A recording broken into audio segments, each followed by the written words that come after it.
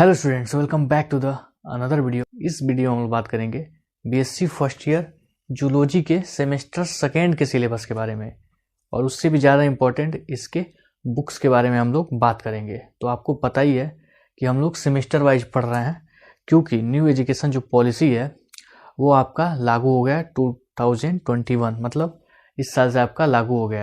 तो जो बुक्स मैं बताऊँगा इस पर सिलेबस के साथ साथ, वो बुक्स आपको रेफरेंस बुक मतलब राइटर की बुक भी बताऊंगा, और एक सिंगल बुक भी बताऊंगा जिसमें ये पूरा सेमेस्टर आपका सिंगल बुक में हो जाए, या फिर आप चाहें तो राइटर की बुक भी ले सकते हैं। राइटर की बुक्स मैं इसलिए आपको बताता हूँ ताकि आपको बीएसएलईबी का कोई कंपटीशन हो उसमें भी पढ़ सकते हैं, एमएससी एंट्रेंस की तैयारी कर सकते हैं, या फिर आप एमएससी जूलॉजी में भी उसका फर्दर आगे यूज आप कर सकते हैं। तो आप राइटर के बुक्स को भी प्रीफर कर सकते हैं जिनको इसमें बताया जाएगा।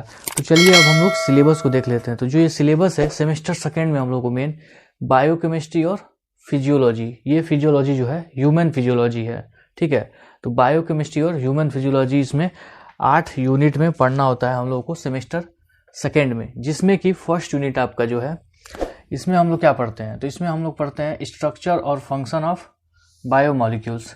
तो ये बायोकेमिस्ट्री के 4 चैप्टर्स आपको इसमें दिए जाएंगे, और इसमें जो है आपके 4 चैप्टर ये ह्यूमन फिजियोलॉजी के हैं, ठीक।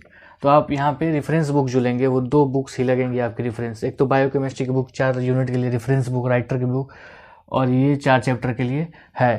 खैर अभी सेमेस्टर वाइज भी बुक बनाएंगे बहुत लोग, एक ही बुक बना देंगे इसके लिए, तो वो भी मैं आपको बता दूंगा, ठीक है। तो जो बायोकेमिस्ट्री का ये 4 यूनिट है, इसमें देखिए स्ट्रक्चर और फंक्शन ऑफ बायोमॉलिक्यूल है, जिसमें हम लोग को क्या पढ़ना है, structure and biological importance of carbohydrate. ये कार्बोहाइड्रेट के बारे में पढ़ते हैं हम लोग, ठीक है। एक कार्बोहाइड्रेट में मोनोसेक्राइड, डाइसेक्राइड्स ये सब आएंगे, ग्लूकोज वगैरह जो होता है वो कार्बोहाइड्रेट ही होता है। उसके बाद हम लोग को लिपिड्स पढ़ना है, लिपिड्स और इसके टाइप। तो लिपिड्स आपको कहाँ देखने के मिलेंगे, आपको अगर फर्स्ट सेमेस्टर में पढ़े हैं तो लिपिड्स आपको मिले थे वहाँ पे प्लाज्मा मेम्ब्रेन में। तो प्लाज्मा मेम्ब्रेन में जो लिपिड मिलते हैं उन्हीं के टाइप्स पढ़ने रहते हैं, क्योंकि ये बायोलॉजी से रिलेटेड है, ठीक है। उसके बाद हम लोग स्ट्रक्चर, क्लासिफिकेशन और प्रॉपर्टी पढ़ेंगे अमीनो एसिड्स के। तो ये जो अमीनो एसिड्स आपका होता है यही तो प्रोटीन है, ठीक। उसके बाद level of organisation in protein पढ़ना है, ठीक। ये फर्स्ट यूनिट का है। सेकेंड यूनिट आपका जो है वो इंजाइम, एक्शन और रेगुलेशन है, जिसमें नॉमेनक्लेचर, नाम पढ़ेंगे, और क्लासिफिकेशन पढ़ा जाएगा इंजाइम्स का। आइसो एंजाइम के बारे में पढ़ेंगे, जिसमें उसका प्रोसेस और एक्शन देखना है। उसके बाद हम लोग का है इंजाइम के काइनेटिक्स के बारे में, इंजाइम काइनेटिक्स। उसके बाद आपका है एलोस्टेरिक इंजाइम और उसका काइनेटिक्स, जिसमें हम लोग को देखना है regulation of enzyme action. Enzyme action का आपका रेगुलेशन देखना है। ये सेकेंड में आपको इंजाइम के बारे में पढ़ना है, एक्शन और उसके रेगुलेशन के। उसके बाद आपका है मेटाबॉलिज्म ऑफ कार्बोहाइड्रेट, ठीक, और उसके लिपिड और कार्बोहाइड्रेट के मेटाबॉलिज्म को पढ़ना है, ठीक है। तो मेटाबॉलिज्म ऑफ कार्बोहाइड्रेट्स में देखेंगे इसमें ग्लाइकोलिसिस है, CA मतलब सिट्रिक एसिड साइकिल, ग्लूकोनियोजेनेसिस, ठीक है। उसके बाद ग्लाइकोजिनोलिसिस है और ग्लाइकोजेनेसिस है। फिर उसके बाद लिपिड के बारे में पढ़ना है, जिसमें बायोसिंथेसिस पढ़ेंगे पाल्मिटिक एसिड का, ठीक है। इसका कैसा मतलब बायोसिंथेसिस होता है ये पढ़ना है। उसके बाद है बीटा और ओमेगा का ऑक्सीडेशन। तो ये आपका थर्ड यूनिट में है, थर्ड यूनिट है। तो यहाँ पे जो फोर्थ यूनिट आपका आएगा वो है metabolism of protein and nucleotides, protein और न्यूक्लियोटाइड्स, ठीक है। तो न्यूक्लियोटाइड्स आप जानते हैं DNA और RNA भी न्यूक्लियोटाइड्स से ही होते हैं। तो इसमें हम लोग देखेंगे कैटाबॉलिज्म ऑफ अमीनो एसिड। तो अमीनो एसिड का कैटाबॉलिज्म देखा जाएगा, जिसमें आपका है ट्रांसएमिनेशन, डीएमिनेशन और यूरिया का साइकिल। फिर आता है न्यूक्लियोटाइड्स एंड विटामिन और पेप्टाइड लिंकेज, ठीक है। तो ये आपका है 4 चैप्टर जो है बायोकेमिस्ट्री का।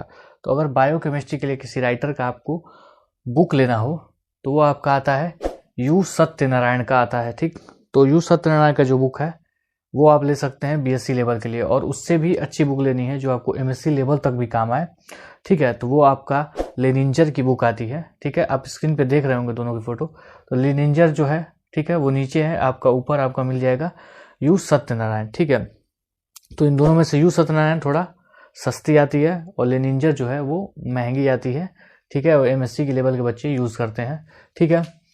फिफ्थ जो आपका चैप्टर है यूनिट है वो आपका है डाइजेशन रेस्पिरेशन इन ह्यूमन्स। तो यहाँ से आपका ह्यूमन फिजियोलॉजी होता है, ये सब सुना सुनाया नाम है। गैस्ट्रो इंटेस्टाइनल ट्रैक है, डाइजेशन जो होता है वो इसी ट्रैक से होके जाता है, उसमें ग्लैंड्स होते हैं जो हेल्प करते हैं डाइजेशन में, ठीक है। मैकेनिकल एंड केमिकल डाइजेशन, तो जो फूड होता है कैसे डाइजेस्ट होता है उसके बारे में पढ़ना है, केमिकली और मैकेनिकली, मतलब चबाते हैं तो वो भी एक डाइजेशन का प्रोसेस है, तो ये मैकेनिकल हो गया। और केमिकल भी होता है, सलाइवा वलाइवा हेल्प करते हैं, अंदर गैस्ट्रिक जूस होता है वो भी आपका खाना पचाने में हेल्प करता है, ठीक है। Mechanism of respiration. फिर जो 6th यूनिट में आपको सर्कुलेशन एक्सक्रीशन इन ह्यूमन पढ़ना है। सर्कुलेशन में आपका कौन, ये ब्लड होते हैं, तो ब्लड के कंपोनेंट पढ़ना है और उसके फंक्शन पढ़ने हैं। ब्लड क्लॉटिंग पढ़ना है, जब खून कट जाने पे जमता कैसे है पूरा प्रोसेस पढ़ना है उसका।